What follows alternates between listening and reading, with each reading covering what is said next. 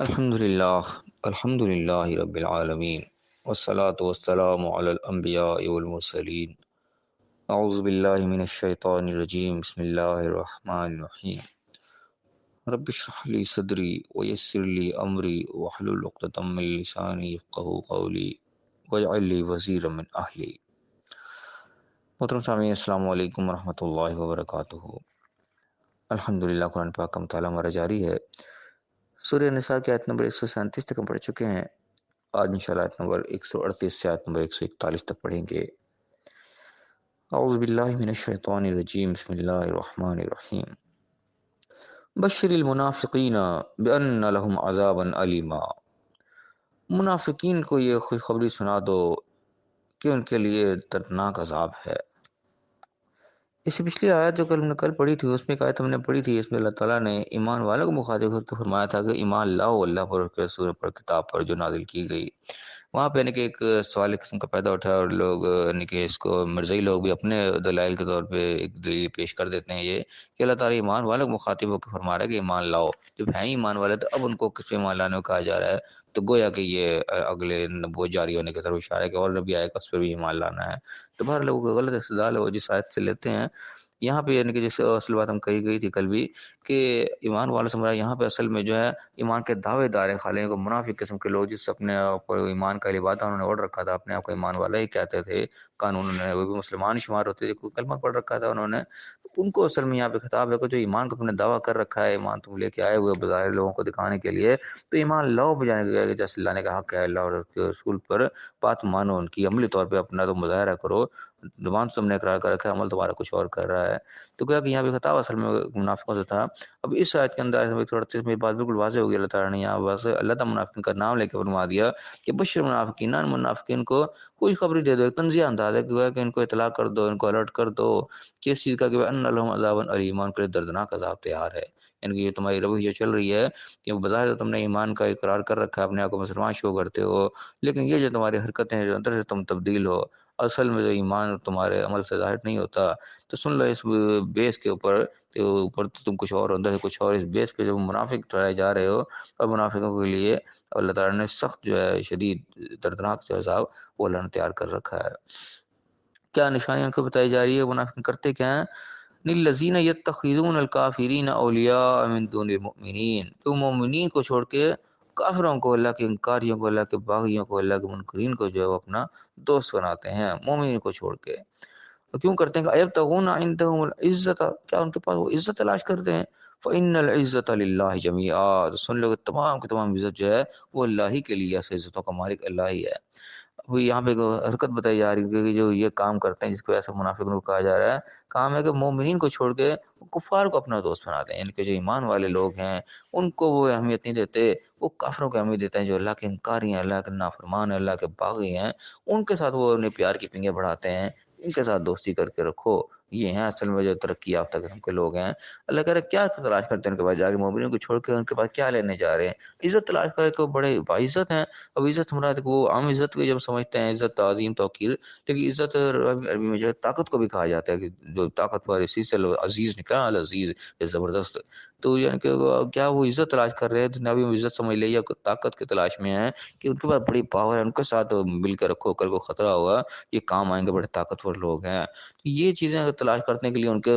اپنے آپ کو ان کا ساتھ ولی بنا رہے ہیں، دوست بنا رہے ہیں، تو سن لو کہ ساری کی ساری طاقت، ساری عزت جو ہے وہ اس میں اللہ ہی کے لیے، ساری طاقتوں کا مالک اصل میں اللہ ہی ہے۔ یہ دنیاوی بظاہر کی جتنی بھی طاقتیں ہیں، یہ حقیقت ان کی کوئی حیثیت نہیں جب تک اللہ تعالیٰ کی مدد شامل حال نہ ہو۔ یعنی کہ ماضی میں بھی یہ چیز تھا، ایک چیز کی گواہ ہے، آج بھی دنیا دیکھتی ہے کہ اب افغانستان کے سامنے امریکہ جیسے اپنے آپ کو سپر پاور کہنے والا بھی اس کو اٹھانا، اپنا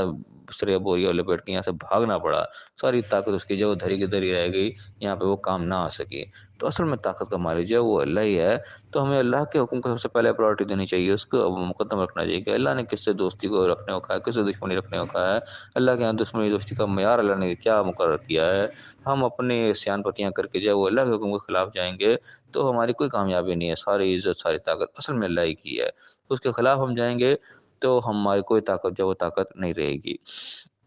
اللہ فرمائے گا وقد نزل علیکم فی الکتاب، اور ہم نے کتاب میں تمہارے اوپر یہ چیز نازل کر دی، لکھ کے تمہیں گا کہ ریٹن آرڈر دے دیا کیا کہ ان اذا سمعتم آیات اللہ، کہ سے تم اللہ کی آیات کو سنو، کیا کس حالت میں کہ یکفر بہا، اس کا کفر کیا جا رہا ہے، انکار کیا جا رہا ہے، وہ یستہزئ بہا، کہ اس کا مذاق اڑایا جا رہا ہے، فلا تقعدوا معهم، تو پھر ان کے ساتھ مت بیٹھو، لوگوں کے ساتھ مت بیٹھو جبکہ وہ اس حالت میں کہ اللہ کی آیات کا مذاق اڑا رہے ہیں، انکار کر رہے ہیں، ان کے بیچ میں مت بیٹھو، حتی یخوضوا فی حدیث غیرہ، جب تک وہ کسی اور بات میں کے اندر نہ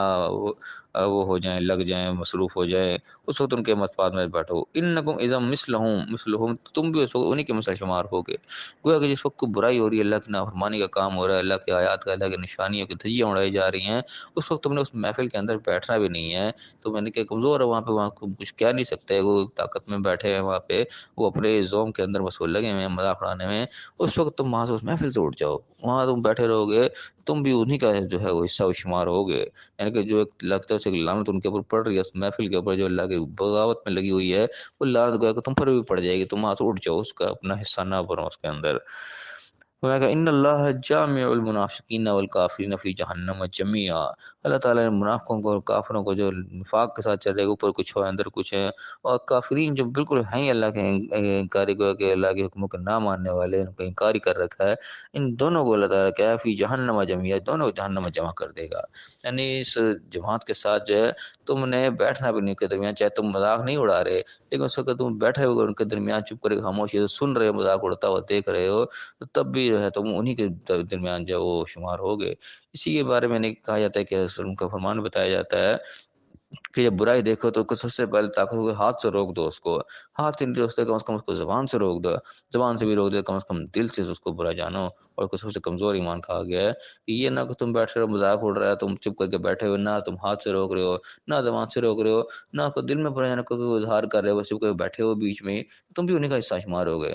دل سے برا جانے کم از کم اتنا اظہار دو کہ تم نے منہ سے بھی نہیں روکا، ہاتھ سے بھی نہیں روکا، کم از کم اٹھ کے چلے گئے، پتہ تو چلا کہ ہاں اس نے اس کو برا سمجھا، اس کو اچھا نہیں لگا، کوئی تو اتنا تو کم از کم ایمان کا اظہار ہو، یہ بھی نہیں رہا تو پھر تو گویا کہ ایمان کا بالکل ہی بیڑا کرو، کوئی ایمان رہا ہی نہیں، پھر تم بھی انہیں کے درمیان شمار ہو گئے۔ اور فرمایا کہ الذین یتربصون بکم، یہ وہ لوگ ہیں منافق کافر جو دیکھتے رہتے ہیں تمہاری طرف نگاہ رکھتے ہیں، فَإِن كَانَ لَكُمْ فَتْحٌ مِّنَ اللَّهِ، تو اللہ کی طرف سے اگر تمہیں فتح مل جائے، قالوا کہ کیا کہتے ہیں الم نکم معکم، تو کہتے ہیں کہ ہم تمہارے ساتھ نہیں تھے کہ ہم بھی کلمہ پڑھنے والے ہیں، تمہارے ساتھ ہیں، مسلمان ہیں، تمہارے ہی پارٹی کا حصہ ہیں ہم بھی، اگر کوئی فتح مل گئی، کامیابی مل گئی تو ہم بھی اس میں سے حصہ دار ہیں، ہم بھی تمہاری پارٹی کا حصہ ہیں۔ اور اس کے علاوہ کیا کہ وہ ان کان للکافرین نصیب، اگر کافروں کو کچھ حصہ مل جائے، ان کو کوئی کامیابی مل جائے، کوئی دنیا کا مال دولت انہیں نصیب ہو جائے، تو ان سے کیا کہتے ہیں کہ قالوا الم نستحوذ علیکم، پھر ان کا کہنا کیا ہوتا ہے کہ ہم تمہارے اوپر غالب نہیں آ گئے، تمہیں قابو نہیں پا لیا تھا تمہارے اوپر، ونمنعکم من المؤمنین، مومنین سے ہم نے تمہیں بچایا گیا کہ ہم نے تمہیں ایک قسم کا اپنے گھیرے میں لے لیا، اور گھیرے میں لے کے بجائے کہ تمہارے پر حملہ کرتے، تمہیں گویا کہ اپنے حصار میں لے لیا، اپنے سیفٹی میں لے لیا، مسلمان نے کہا کہ لو جی قابو میں آ گئے، ہمارے درمیان ہی آ گئے ہیں، وہ سب مسلمان گئے تو تم ہمارے درمیان تھے، ہم تمہارے اصل میں ساتھی تھے، ہم نے تمہیں ان سے بچا لیا، ورنہ تم پہ چڑھ دوڑے تھے وہ تو ان کو اپنے دکھاتے کہ ہم نے تمہیں بچا لیا مومنین سے۔ اللہ کیا کہہ رہے فاللہ یحکم بینکم یوم القیامہ، سن لو کہ اللہ تعالیٰ تمہارے درمیان قیامت کے دن فیصلہ کر دیا کس نے کس کو بچایا، اور کیا بچانے کا پھر کیا نتیجہ اس کا نکلنے لگا، وہ اللہ پھر قیامت کے دن فیصلہ کر دے گا۔ وَلَن يَجْعَلَ اللَّهُ لِلْكَافِرِينَ عَلَى الْمُؤْمِنِينَ سَبِيلًا، اور اللہ تعالیٰ نے مومنین کے خلاف کافروں کے لیے کوئی راہ نہیں کر رکھی۔ یہ مومنین کی بات ہو رہی ہے یہاں پہ، صرف مسلمین کی بات نہیں، اور اپنے آپ کو مسلمان کہنے والے نہیں، جو واقعی مومنین ہیں، جو عملی طور پہ ثابت کرتے ہیں چیزوں کہ وہ مومن ہیں، ان کے خلاف اللہ تعالیٰ نے کافروں کے لیے کوئی راستہ نہیں چھوڑا گیا کہ کافر ان کے اوپر کبھی بھی غالب نہیں آ سکتے، جو کہ واقعی سچے مومن ہیں، اپنے عمل سے اس چیز کا اظہار کرتے ہیں کہ واقعی ایمان ان کا کامل ہے اور ثابت ہے۔ تو یہاں پہ اللہ تعالیٰ نے حوصلہ دیا مومنین کو جو ایمان کے اوپر کھڑے ہوئے ہیں، وہ نقصان میں نہیں ہوں گے، کافر جو ان کا کچھ نہیں بگاڑ سکیں گے، کوئی راہ نہیں ملے گی ان کے خلاف۔ تو یہ یعنی کہ ایک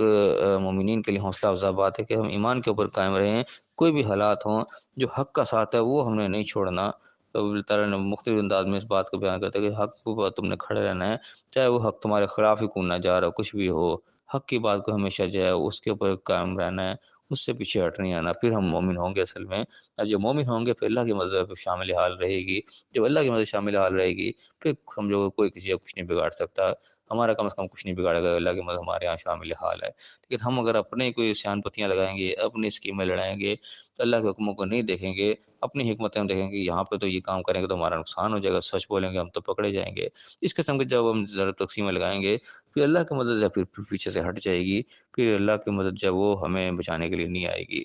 تو اللہ تعالیٰ ہمیں صحیح سمجھنے کی توفیق عطا فرمائے۔ اللہ تعالیٰ نے یہ آیات دی ہیں یہ یقیناً ہمارے سمجھنے کے لیے، ہماری زندگی میں لاگو کرنے کے لیے، صرف کو پڑھ کے ثواب حاصل کرنا ان کا مقصد نہیں ہے۔ اللہ تعالیٰ ہمیں صحیح سمجھنے کی توفیق عطا فرمائے، جو اللہ نے احکام دیا ان کو صحیح سمجھ کر اللہ تعالیٰ ہمیں اپنی زندگی میں ان کو لاگو کرنے کی توفیق عطا فرمائے، اور دنیا اور آخرت دونوں کامیاب فرمائے، آمین۔ وآخر دعوانا الحمد للہ رب العالمین۔